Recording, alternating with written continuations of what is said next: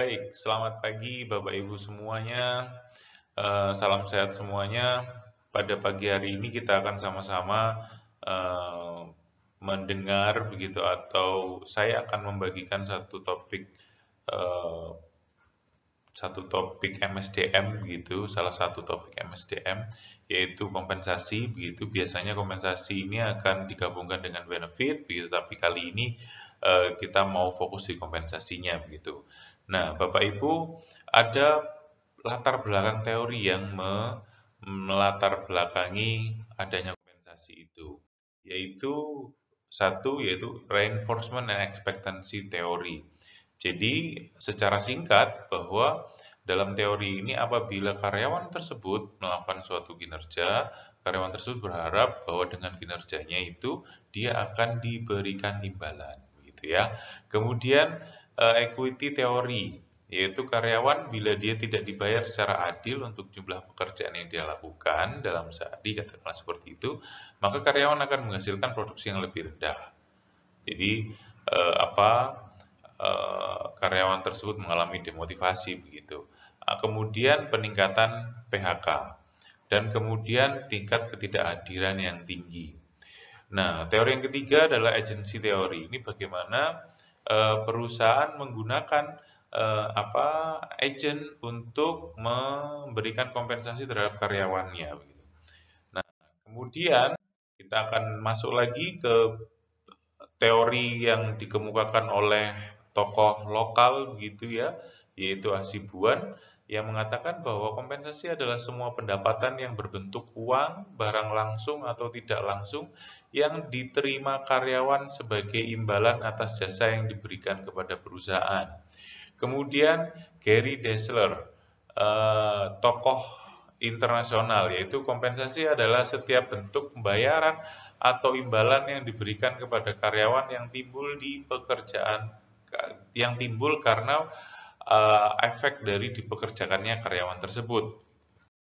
Nah, berikutnya adalah kita sama-sama mengetahui bahwa kompensasi ini erat kaitannya sama motivasi. Nah, teori motivasi yang berusaha saya masukkan dalam kompensasi ini adalah teori kebutuhan hidup, teori yang berjenjang kebutuhan motivasinya.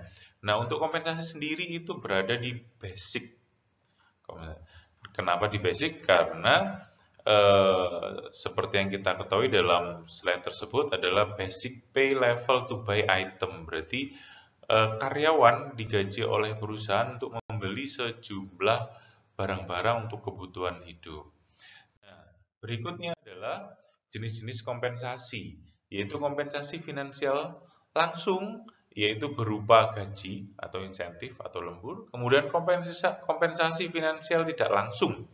Nah, kompensasi finansial tidak langsung ini berupa cuti melahirkan. Karena kenapa kok contohnya cuti melahirkan? Karena karyawan tidak dikenai langsung untuk membayar begitu ya, tapi melalui perusahaannya begitu. Ataupun beasiswa untuk ikut perkuliahan. Kemudian yang ketiga adalah kompensasi non finansial. Kompensasi non finansial ini erat kaitannya sama jenjang karir yang ditawarkan oleh perusahaan atau lingkungan kerja, baik tangible maupun intangible. Tangible dalam hal ini ruang baca, ruang istirahat, ruang makan, dan sebagainya. Kalau intangible itu bagaimana rekan kerja maupun atasan memperlakukan karyawan tersebut dalam daily activity-nya. Kemudian eh, seputar kompensasi, apa saja yang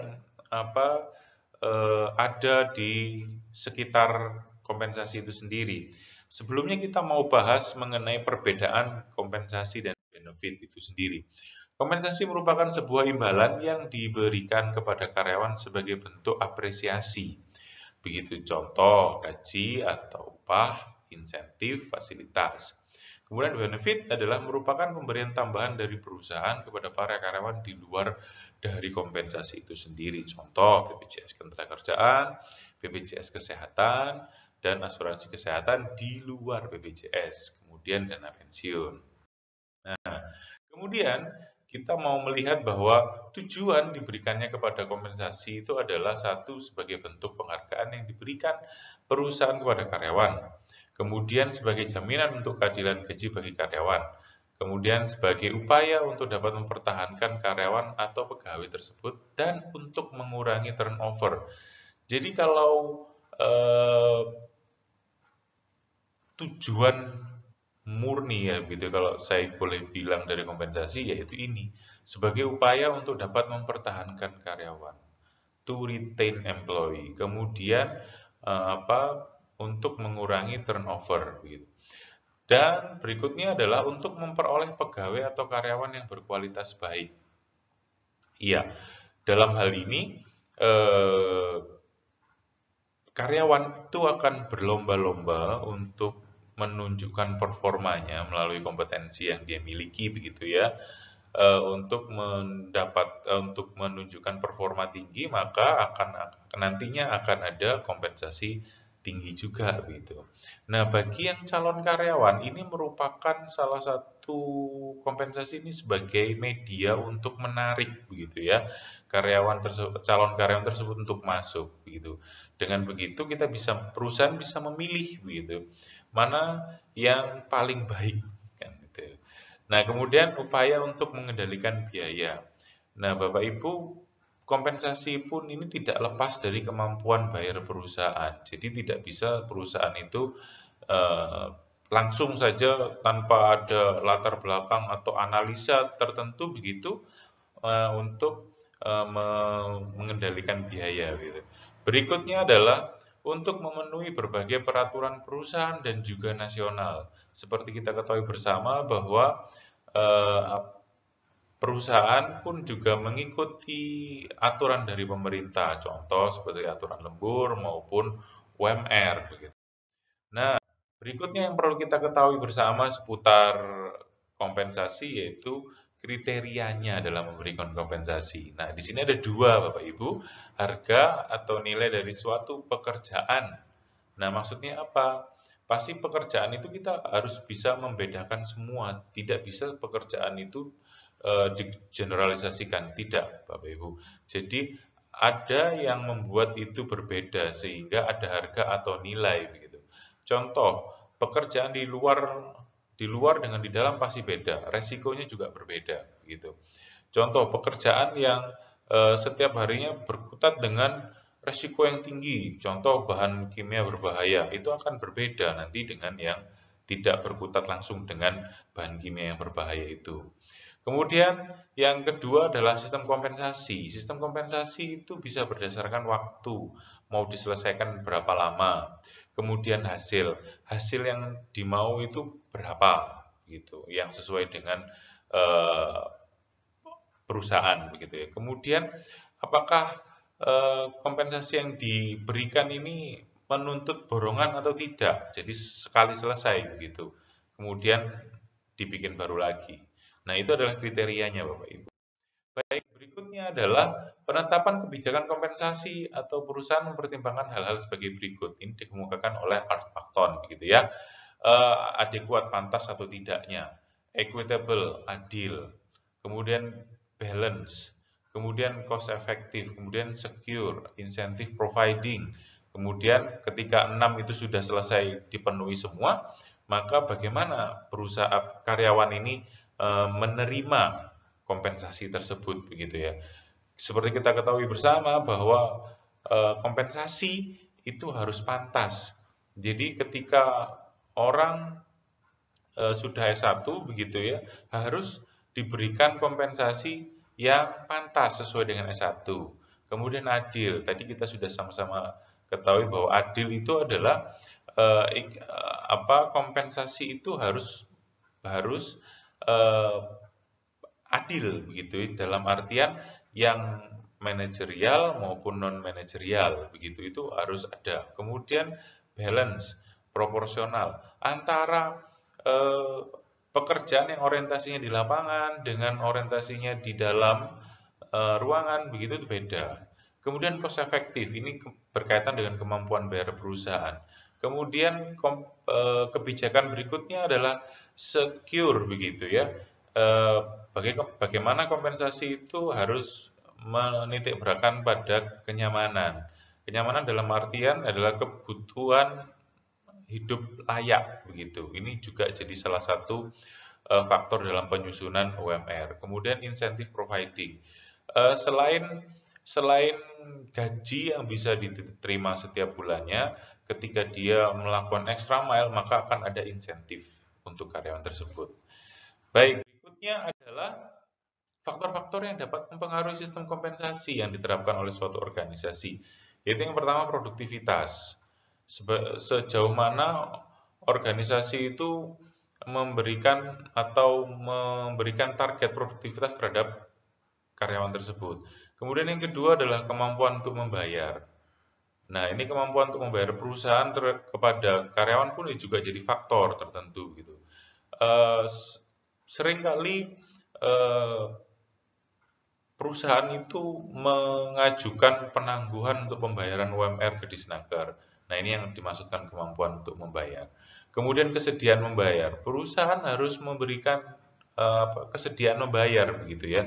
Karena kalau tidak kesediaan membayar nanti efeknya nanti ke PHI gitu ya, hubungan industrial begitu nanti. Kemudian suplai dan permintaan tenaga kerja. Kalau permintaan tenaga kerja di luar sana tinggi begitu, maka kompensasi yang diberikan perusahaan untuk calon karyawan itu juga harus tinggi. Tetapi ketika permintaan karyawan itu rendah atau suplainya rendah, maka kita bisa bargain begitu di situ untuk kompensasinya. Kemudian berikutnya adalah organisasi karyawan. Organisasi karyawan ini erat kaitannya dengan serikat pekerja. Serikat pekerja di beberapa kasus tertentu itu dilibatkan untuk penyusunan kompensasi. Kemudian perundang-undangan dan berbagai kebijakan lain. Ya sebagai mana kita ketahui bersama, pemerintah baru-baru ini juga meluncurkan UU Ciptaker begitu ya. Nah, itu yang di dalamnya membahas berbagai macam aturan-aturan ketenagakerjaan begitu. Kemudian faktor berikutnya adalah posisi dan jabatan. Kita harus bisa membedakan begitu ya posisi manajerial maupun yang non manajerial itu harus ada bedanya karena berkaitan dengan resiko dan kondisi yang pekerjaan yang saat itu diemban. Kemudian pendidikan dan pengalaman. Perusahaan juga idealnya itu diminta untuk membedakan gitu ya. Mana yang pendidikannya hanya standar yang ditentukan ada S1 atau SMA berbeda dengan yang S2 begitu ya. Kemudian pengalaman pro hire, perusahaan juga harus bisa membedakan itu jenis dan sifat pekerjaan seperti yang kita ketahui tadi yaitu mengenai mempunyai resiko atau beban kerja yang tinggi atau tidak. Nah, berikutnya adalah fenomena yang terjadi. Fenomena yang terjadi adalah manajemen perusahaan yang terkesan tidak mau ambil pusing dengan urusan ini, yaitu penentuan UMR, begitu katakanlah ya. Jadi nggak usahlah ikut UMR, kita tentukan sendiri saja, begitu. Kemudian peran serikat pekerja dalam penentuan besaran kompensasi. Kemudian financial management suatu organisasi ada, namun orang atau tools yang dipakai untuk membuat sistem kompetensi belum maksimal. Jadi mau memberlakukan kompensasi yang baik, tetapi tidak ada yang orang yang menjadi PIC-nya di situ. Yang keempat adalah mindset owner atau CEO yang masih belum inline dengan perkembangan zaman, yaitu employee as an asset, gitu. Yang kelima adalah bagaimana menyelaraskan kompensasi dengan hasil dan prestasi kerja karyawan. Ada fenomena itu, ini adalah rekomendasinya. Ada beberapa saran terkait dengan fenomena kompensasi dewasa ini, yaitu meyakinkan owner atau CEO mengenai pentingnya isu kompensasi dengan menyajikan data-data dan menjelaskan keuntungan di awal ketika perusahaan menerapkan sistem kompensasi yang terintegrasi dengan nilai-nilai perusahaan. Dan bila memungkinkan, itu compile dengan aturan pemerintah. Kemudian yang kedua adalah membuat tools yang efektif untuk digunakan dalam menyusun kompensasi bila perlu memanggil konsultan yang baik dan benar sehingga perusahaan dapat menjalankan fungsi yaitu to attract, menarik begitu, to retain, untuk mempertahankan, dan to motivate, untuk memotivasi karyawan tersebut gitu. Nah, berikutnya ini adalah daftar pustaka yang eh, saya pakai untuk menyusun makalah pada pagi kali ini, yaitu dari website, kemudian dari 2 jurnal begitu, dan yang terakhir itu adalah dari eh, buku begitu. Terima kasih Bapak Ibu. Ini adalah materi makalah saya. Terima kasih.